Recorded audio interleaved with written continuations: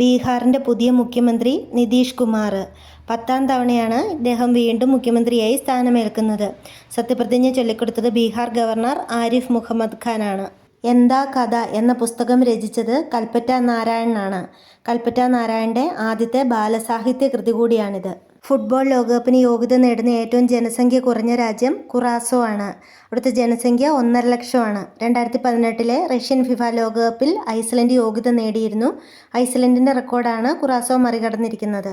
2025 ഇന്ദിരാഗാന്ധി സമാധാന പുരസ്കാരം മിഷേൽ ബാച്ചിലറ്റിനാണ് ലഭിച്ചത്. Cambridge dictionary 2025 word of the ഇയറായി തിരഞ്ഞെടുത്തത് പാരാസോഷ്യൽ എന്ന വാക്കാണ്.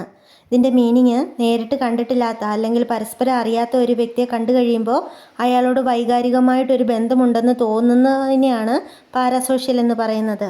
2026 നടക്കുന്ന അണ്ടർ 19 പുരുഷ ലോകകപ്പിൻ്റെ ഉദ്ഘാടന മത്സരത്തിൽ ഏറ്റുമുട്ടുന്നത് ഇന്ത്യയും USA ആണ്.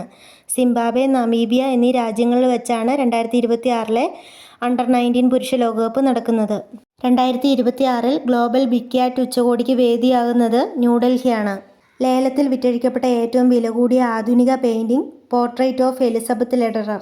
ഇത് വരച്ചത് ഗുസ്താവ് ക്ലിംറ്റ്സ് ആണ്.